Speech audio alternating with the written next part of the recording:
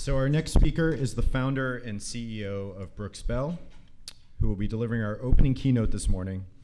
Please join me in welcoming Brooks Bell. Thanks, Greg. Good morning, everyone. I thought last night was really fun. That weather was like perfect. So raise your hand if this is your first time in Durham. Keep it up if it exceeded your expectations. So the building we're in was actually called the American Tobacco Campus, and it's the home to all the major startups in the Triangle. And it's really amazing. The last year, 3 companies were acquired for over $100 million who work at the American Tobacco Campus. So the home runs that are happening in Durham aren't just taking place in the ballpark. So Meredith and Kelly put a lot of work into making last night memorable for you guys. And I hope that it's just a preview for the hospitality that you'll experience over the next 2 days. So let's take a quick moment to recognize Meredith and Kelly for their work.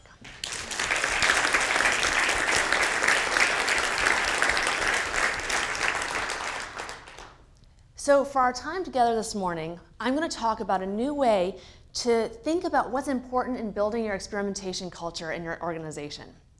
And by the end, you're going to have 4 easy to implement actions that you can take back with you that will help you make even bigger strides in your upward progress. But first, let's talk about teenage sex. So my friend Dan Ariely in past Click Keynote posted this on his Facebook page 2 years ago. He said, big data is like teenage sex. Everyone talks about it. No one really knows how to do it. Everyone thinks everyone else is doing it. So everyone claims that they're doing it. So this went instantly viral and has actually been requoted at dozens of different analytics conferences since then. So a couple of you may have actually heard this. But the reason I bring this up this morning is that it doesn't just apply to big data. This can equally said about A/B testing as well.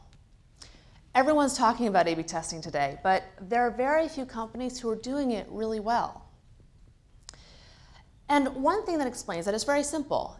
It comes down to money. Companies are still spending the majority of their budget on brand building activities and traffic driving activities, and very little on conversion driving activities, which of course is where A/B testing belongs. But it's not just money that explains why companies aren't doing testing well. It's a lot more complex than that. And we've actually identified 6 major pillars that we found predict testing success. And we've formalized this into a maturity model. We're calling it the Enterprise A/B Testing Maturity Model. And the 6 pillars are culture, team, tools and systems, process, strategy, and performance. And I'll be talking a little bit about what these mean in a few minutes.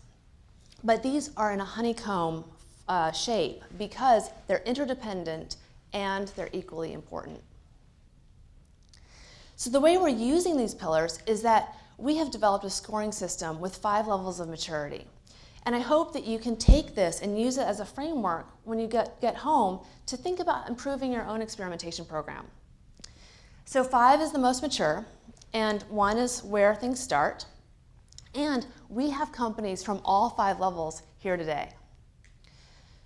So my team and I wanted to kind of see if we could figure out what the average score would be, for all of you guys globally in the room. And so we looked at the companies that are our clients where we have done a formalized score for them.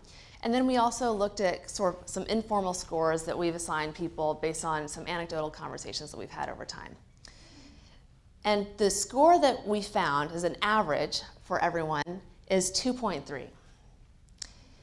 So at first, your first reaction may be that doesn't sound like a great score, but it's actually really impressive. And I'm about to share with you why that is.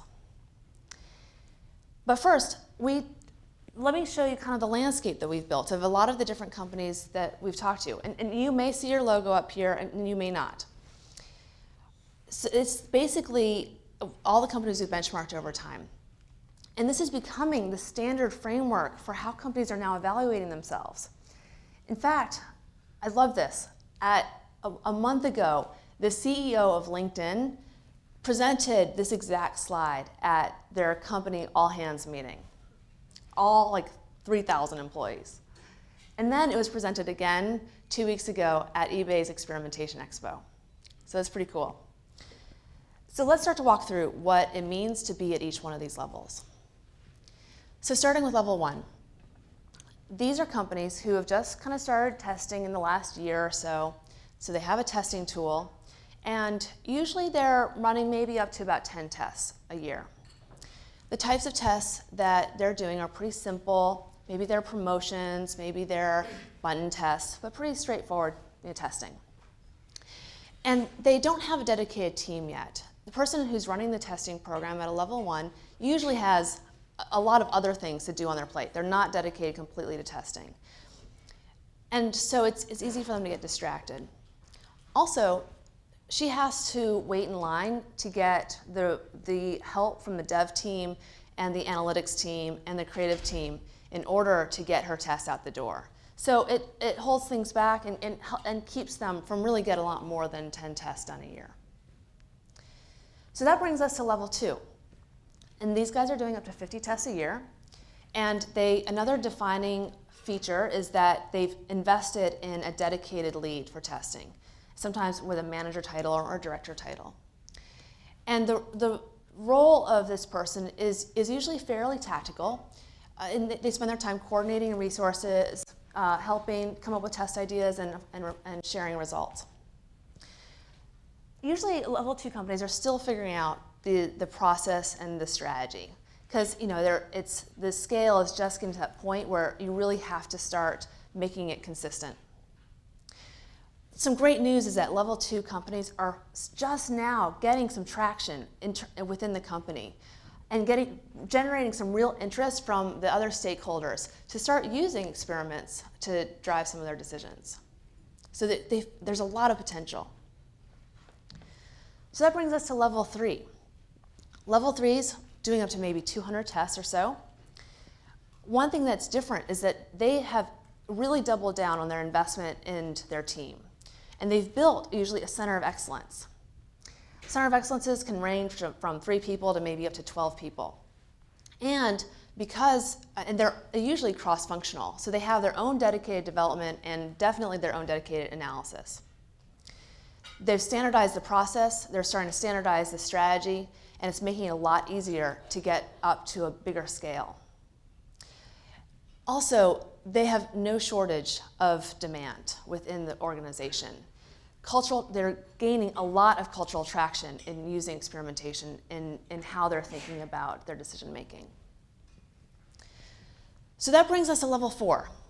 These guys are doing up to 1,000 tests, and they have a really sophisticated strategy when they come up with their test ideas. They usually have data scientists on their team. On top of that, they have visibility in the C-suite. Often they even have a CEO that's really pushing experimentation and talking about it all the time. They also have, they're still centralized, but they've created so much demand, they are grappling with their bandwidth of dealing as a centralized organization. So they're starting to create baby center of excellences around the company. So they're getting into more of a partial decentralization place. And that brings us to level 5. These guys are the companies who made experimentation famous. A lot of them are tech companies. They often have like a free consumer product like LinkedIn or Google, and they're fundamentally internet-based. And so they have insane traffic, which means they have almost infinite ability to run tests. So they do thousands of tests. Data is also in their DNA and has been so since day one. So it makes it easy for them to be a fully decentralized organization so that anyone is capable of testing. And what enables their ability to do this at such massive scale is usually a custom-built internal platform that's supported by like an army of engineers. So that's the basic model. And one thing I want to point out that's maybe a little bit counterintuitive is that I don't think that 5s are always better than level 4s. They're just totally different. They have a different business model, completely different team, completely different tools that they're using. So they just have different strengths and very different weaknesses as well. I think that because they're decentralized and dealing with massive volume, some of the issues that arise is that there's no standardization for their process, there's no documentation, it's really hard to share the results, and therefore it's really hard to learn from the results. So the nature of testing looks very different there. And I guess my point is that more testing isn't always better testing. Another thing is with this model is I think it's a good first stab at trying to capture the nuance of our industry, but I don't think this is quite right yet. I don't think it fully captures reality. So I wanted to maybe tweak it a little bit with you guys, together, and make some changes. So the first thing I like to do is chop off level 5s and move those over into their own zone. Also, let's look at level 1 a little bit closer. So you see maybe 30 logos up there. And I think that is not quite right. There's actually hundreds of level 1 companies who are just getting started with testing. You just see the 30 that we happen to have met in the past, but there's way more out there that we will probably never meet. So level 1 should be way bigger than the rest. Also, we haven't even talked about level 0. There is like an ocean of level 0 companies, the ones who haven't even started testing. And I bet they don't even have their act together when it comes to data. So I think this is maybe a very messy but more accurate version of the model.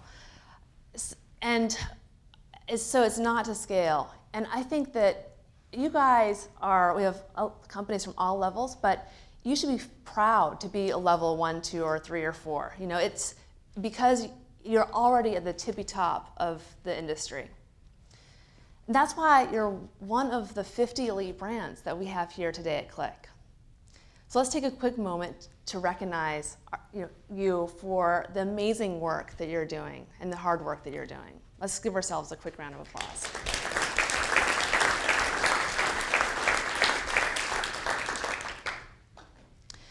So now let's talk about, we always want us to continue to get better. So we do want to move to a higher level of maturity. And my thought is that your goal should be to get to a level 4. Once you're level 4, then you can think about whether or not level 5 is right for you. So why is level 4 like the right place? Well, if you were at Click last year, you know where my passions lie, and that is in customer centricity. And that's a reason that Pete Fader is going to be our lunch keynote today. He literally wrote the book on customer centricity, and he's going to be sharing with us some really interesting and maybe counterintuitive thoughts on how testing can become more customer-centric. But when I was back up here on the stage last year at Click, I talked about the dark side of data. And the dark side of data is that it can lead to short-term thinking. And short-term thinking is almost never good for our customers. And we have the same risk in testing, that we can run around and test all kinds of interesting things that maybe move the needle forward just a little bit, but aren't fundamentally making things better for our customers. And I think that testing should always serve a higher purpose, and that should be serving the customer. This is still relevant today because customers are still very frustrated with their digital experience. The majority of them are still finding it difficult to navigate websites to find the information that they're looking for.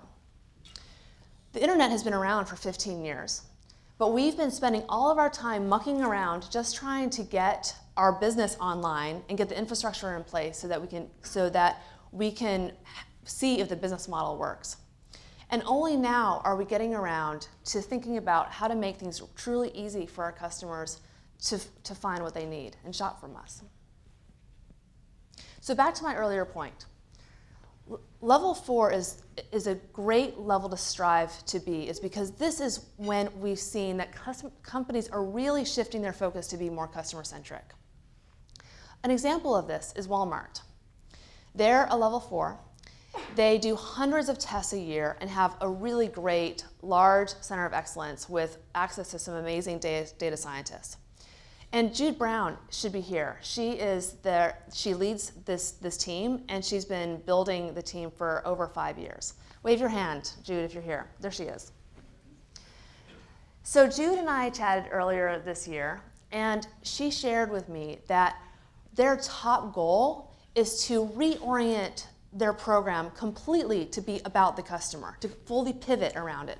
So that means they need to update all of their test goals, they have to update the taxonomy that they're using, they need to think about analysis in a different way to make sure they're always putting the customer first. And they're now going to be looking to use experimentation to find those meaningful customer touch points and then act on the things that will be driving long-term loyalty, not just a short-term win. I think that's pretty cool. The second reason that we should be striving to be a level 4 is that it's at this level that companies are using experimentation to innovate and grow at the highest level of the organization. An example is Intuit. They have been a level 4 for a long time, and they have 4 business units, and they're centralized within each business unit. And each business unit does hundreds of tests a year. And Dylan Lewis is here. He's been leading the experimentation program at TurboTax, and he's been doing that for 10 years, if you can believe it. Where are you, Dylan? Wave your hand. Here he is. So the founder of Intuit is Scott Cook, and he is a personal hero of mine. In fact, I had the privilege of being at a conference last fall, and I was so lucky. I got to sit right next to him at dinner, and we had a great conversation. And so it was just one of the highlights of 2014 for me. He should be the role model for all CEOs who are trying to make experimentation a major part of their culture. He's done it at scale. He's done it with a high quality program and high integrity. And he talks about experimentation publicly all the time. And earlier this year, he was talking at Fast Company, and he said, we're moving towards using experimentation to be the decision model we use wherever experiments can work. And boy, they can work in lots of cases. One way that Intuit is using experimentation to drive innovation is a program they call Design for Delight. This is actually an internal document from Intuit. So they started it by taking A/B testing out of the analytics department, stopped thinking about it just as a data methodology, and started using it as a customer-oriented mindset for everyone in the organization to adopt, whether or not they had access to the kind of data that we have. And they base it on 7 principles, starting with deep customer immersion and then continuing with several about testing and experimentation. They actually trained people as innovation catalysts to help their colleagues learn to use these principles in their everyday decisions. And this has been really effective at bringing experimentation into the cultural fabric at Intuit. This isn't just one of their many initiatives. Scott Cook called it, D for D is our #1 weapon attaining growth, and there is no #2. The result is that they have been frequently quoted and written about in Harvard Business Review, Fast Company, Inc., and Forbes, specifically about how they're using experimentation to drive their innovation. And it's working. They're continuing to grow quickly. Just last month, TurboTax posted a 13% growth in online, and you can be sure that Dylan's team had something to do with that.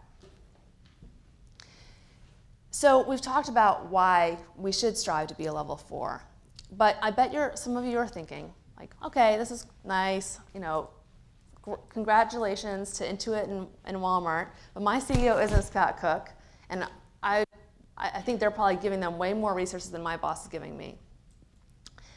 And I admit that I bet there's a lot outside of all of our control. But one thing that's in our control is our behavior. And a lot can be accomplished with behavior.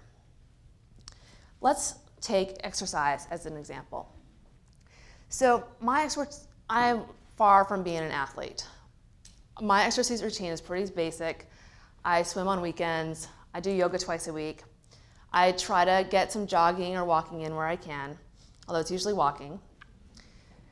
And also I'm trying to do all this, in the midst of trying to run my company and spend time with my family.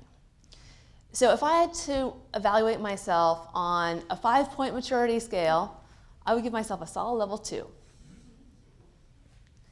So then you compare my behavior to a pro athlete, like the guys we saw last night, and these guys are always a level 4 or 5. Totally different behavior. They're working out multiple hours a day, every day. They're watching tapes, they're doing drills, they're constantly measuring their performance.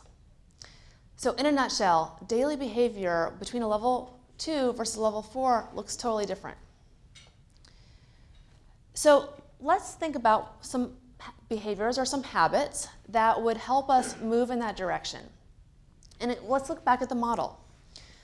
There's really dozens of things we could be talking about here on all 6 pillars, but we don't have time for that.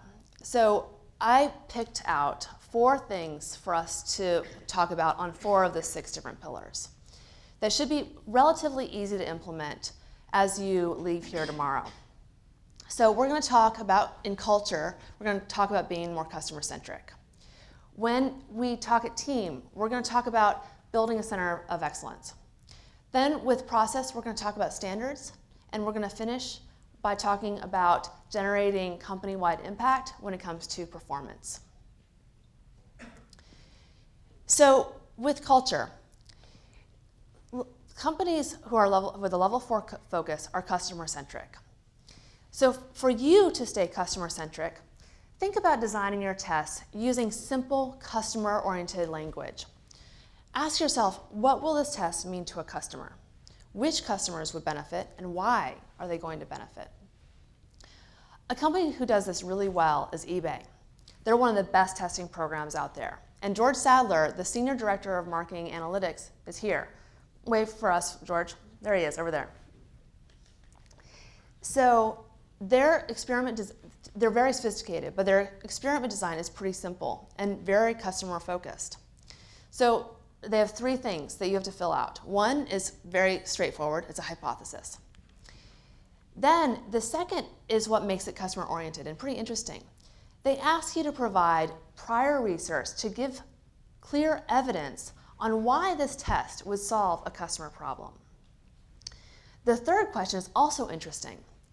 It helps you, they ask you to make a prediction. And it makes you take a step forward and requires you to anticipate what the exact customer impact would be and to which customers. What's great about this is it ensures that you have truly thought through the test and have a strong understanding of the customer problem. I think this is a great design, and I hope that we start adopting this when we leave here tomorrow. So the second thing we're going to talk about is team. Level 4 companies have a center of excellence, but these things are expensive to build, and you need to have some real budget because you need to get some real headcount to put this in place. And to get budget, you need to have some executives to fund this. So you have to get executive buy-in. So to get executive buy-in, you should work on improving your influence skill set. And we always need to be constantly selling internally to get what we want. So a company who did this really well is PayPal. They are level 3. Robin Chang was the former director of experimentation at PayPal. Where are you, Robin? Wave your hand. There you are. So when she got there, she had no team, very little budget, but she wanted to build a center of excellence. So the first thing she did was she created a vision and a wish list for what she needed. Then she identified the 5 executives that she would need to give her the buy-in and the budget that she would require. Then, once she identified them, she went on a roadshow over 3 months and met with all 5 of them. But it's when she got in front of them that was really great. She customized her pitch to each of their pain points. I guess over the time, she sort of figured out what their pain points were. Her first VP that she didn't talk to was the VP of product. He had unfortunately built a little bit of a reputation, whether he deserved it or not, of of making claims for revenue contribution that he couldn't easily back up. So if he said, we contributed $5 million this year, people just simply didn't believe him. It was a problem for him. So she came to him and said, support my testing program, and I am going to arm you with irrefutable proof that what you said you did, and I'm going to back you up. So he signed on, said yes, and she moved on to the next executive and had a completely different pitch, but that addressed one of their issues. The result, she got a center of excellence. She has 11 people on the team. This is a team photo that they took when I was visiting them last year. So the next thing we're going to talk about is process. A lot of companies focus on standardizing their process. Centers of excellence are great, but they're usually not enough to ultimately bring the scale at an organization. So they create standards in order to help shift their focus from running the tests themselves to training others to run their own tests. So it's important for them to use standards and create easy processes for everyone to use, because ultimately, not everyone's going to know exactly how to do it. So to make it easier to train others, start standardizing just your intake form, and then work from there and start standardizing other processes down the road. I wanted to show you eBay's intake. This is something that this is a custom-built thing that they did in Jira. They've standardized everything, lots of documentation. They cover a whole bunch of stuff. And I just thought it would be cool for you to see this, because this is what enabled them to do 1,800 tests last year. This is really important. It might be overkill for a lot of us for where we are today. So if you're not there yet, start simple. Here are a couple of intake forms that we worked on with our clients that is a good starting point and a place to start iterating from to make it really match their business needs and make sure that the intake forms have just the right information that are easy for folks to fill out. So the last thing we're going to talk about is performance. Level 4 companies have company-wide impact. And so to generate more impact, you have to measure what matters.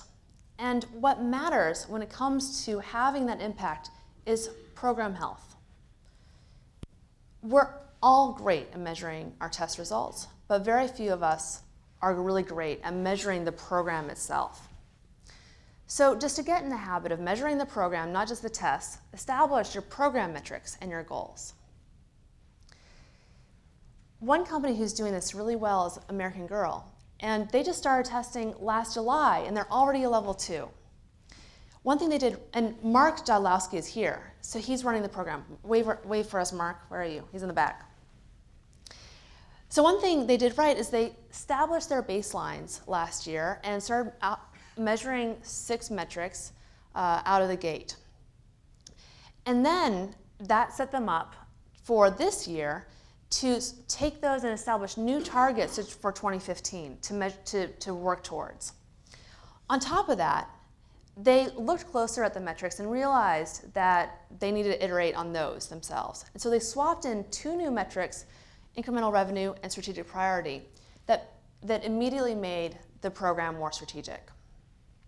So not only is American Girl tracking against their metrics, but they're being thoughtful about what success looks like at American Girl. We've been talking about what level 4 looks like, but I can't underestimate how important it is to know what success looks like at your company. You must have clarity on what's important to your executives.